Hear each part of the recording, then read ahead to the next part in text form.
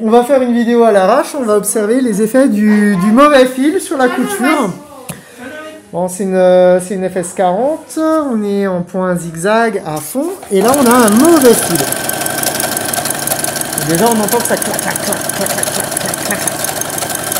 Hop. Alors, on soulève, et on constate les points de passe. On a besoin d'un huissier. Donc on est bien sur le même fil. Là, c'est la catastrophe. C'est pas mal. Hein. Alors là, je vais te demander quand même de le tenir, hein, juste pour changer le fil. Hop, alors quel est ce mauvais fil? Bah, on sait pas. Ah, on sait pas, c'est du fil qui est de marque, je ne sais pas d'où. Alors moi là, on va leur faire un petit peu de pub, même si, hop, ils sont pas forcément les meilleurs. Moi, je vais mettre un fil de Brunel. Français, hein, un poil cher, hein, fil français. Même machine, je vais juste garder le même fil canette, puisque le fil canette c'est celui qui est noué, donc il n'y a pas forcément une grosse incidence dessus. Hop, même échantillon, on va le faire à côté. Je vous remercie.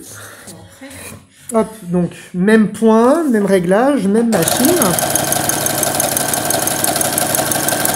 On va se refaire aussi une belle petite ligne.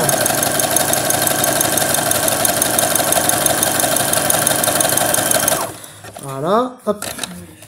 On va redemander à un huissier ce qu'il en pense. Est-ce qu'il y a des points de passe? Impeccable. Voilà, pareil en dessous. Hein, c'est pareil en dessous. Donc là, on voit bien qu'il tire quand même hein, le mauvais fil. Sur l'autre, bah, forcément, il va pas tirer parce que c'est la même densité en haut ou en bas. Mais voilà. Donc ouais, pour les fils, privilégier tout ce qui va être Amann Group, Mettler, Gütermann. Voilà, sinon Coates, moi j'aimerais bien bosser avec Coates. Et puis faire attention, éviter les fils Lidl ou les fils un peu douteux. En général, les fils qui sont entourés de carton, si on vous dit que c'est 100% coton entouré de carton, il faut les éviter.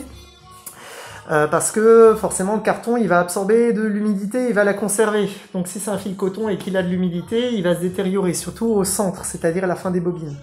Pareil, les bobines de grand-mère, à éviter aussi. Généralement, c'est du fil qui est vieux, qui a peut-être pris la lumière et autres. Voilà, donc à la main pour faire du bâti ou autre, mais sinon toujours préférer un bon fil. Pareil, c'est le test qu'on avait fait tout à l'heure. Le fil, il est censé un petit peu glisser dans l'aiguille et dans le mécanisme de tension. S'il accroche, s'il est un peu gras, c'est déjà que ça sent pas bon. Voilà, bonne journée à tous.